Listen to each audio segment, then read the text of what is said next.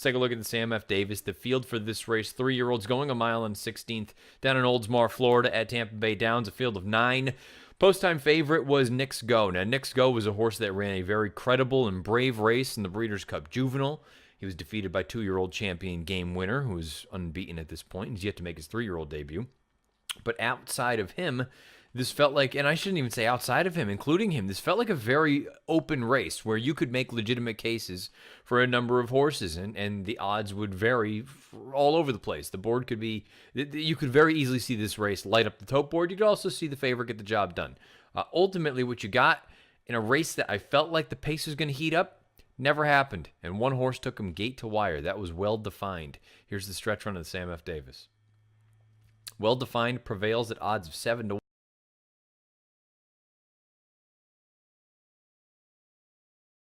Down along the inner rail, Knicks Go appears to be struggling third. They're into the stretch, and the upset might be on. It's Well Defined, still in front. Kentucky Wildcat continues to surge at the leader on the outside.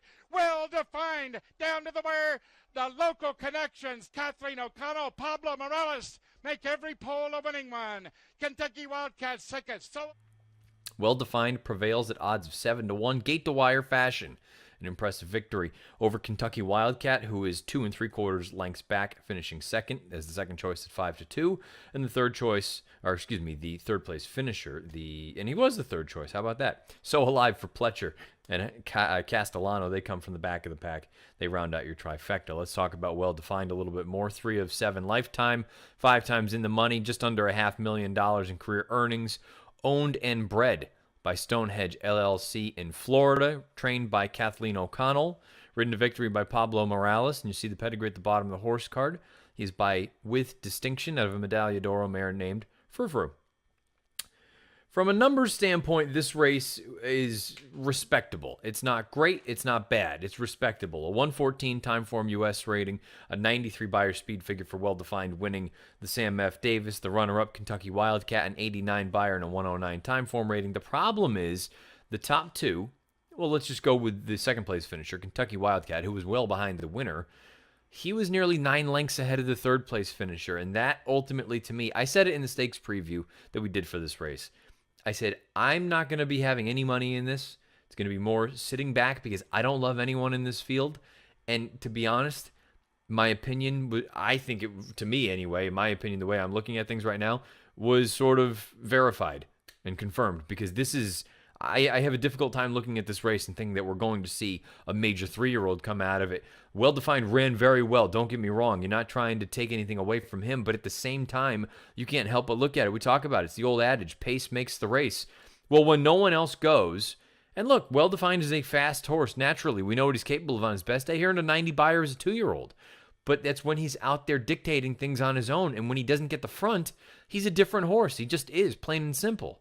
Well, this race here, when he's able to just go off and open up for fun, and he's not going blisteringly fast, 23-1, 47 for the half, 11-3, and then 42-3 for the final time. I mean, he's a horse that's capable of making other horses pay, particularly other horses that may not be superstars. Well Defined ran very well. There is nothing set in stone. Kathleen O'Connell said Well Defined will let us know.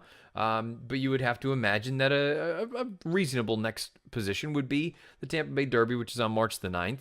But again, what happens when there is other speed in the race? And what happens when the speed gets to the front and now Well Defined has to sit? Is he as effective? I'm very dubious. I think he is the kind of horse that really excels when he's just by himself on the front.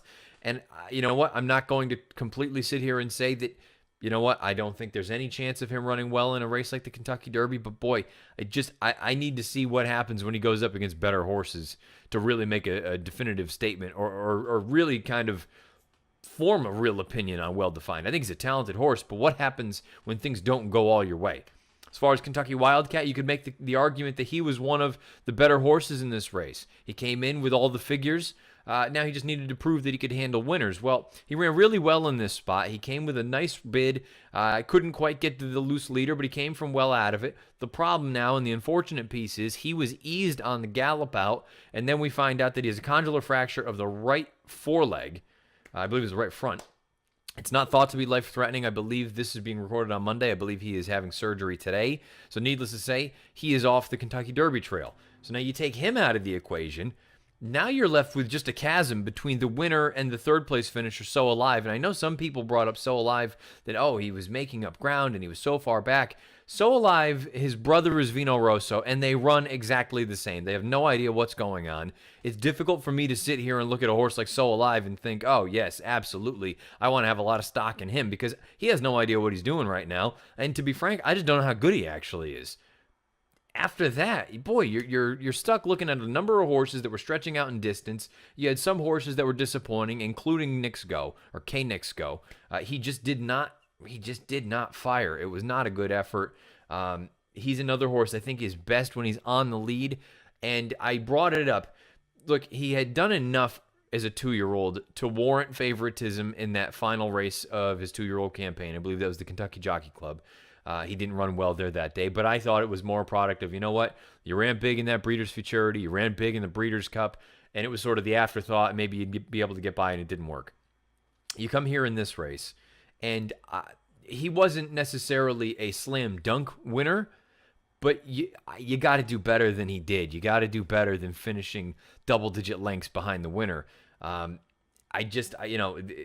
now this also continues to make me question the quality of that Breeders' Cup Juvenile field, and it makes me think, this is really feeling more and more like, to me, that you want to be taking a look at fresh faces, horses that maybe haven't even run in stakes races yet.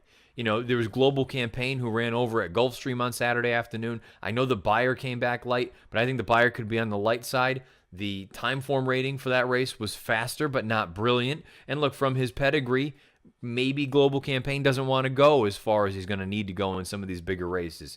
But the gist is, and the idea is, maybe those are the kind of horses that you should be looking at. Maybe you should be looking at some of the fresh faces, some of the 3-year-olds that have not run in stakes races yet, because what we've seen so far, to me, leaves a lot to be desired. We'll find out. There's plenty of time here, but so far, we're off to I would call it a tepid start to this 3-year-old season as far as classic kind of horses are concerned. K Nixgo wasn't great. 5-Star General wasn't great. Still Dreaming wasn't good. Again, I hate to say it, there's not a lot positive for me to say about this race. Well defined, we know he can run fast when he has it all his way. What happens when he doesn't have it all his way? You hope for a speedy recovery for Kentucky Wildcat. Hopefully we see him on the track again. And if we don't, hopefully we get to see him go and stand somewhere and be a sire, because there's clearly some ability here, clearly some talent. It's unfortunate that he's come up injured. As far as the rest of the field is concerned, I'm not impressed whatsoever at this point. We're going to need to wait and see. Maybe somebody can take giant steps forward. But right now, these 3-year-olds, the boys anyway, I'm not sold on their chances. Well defined is the winner of the Sam F. Davis. Don't know where he's going to go next.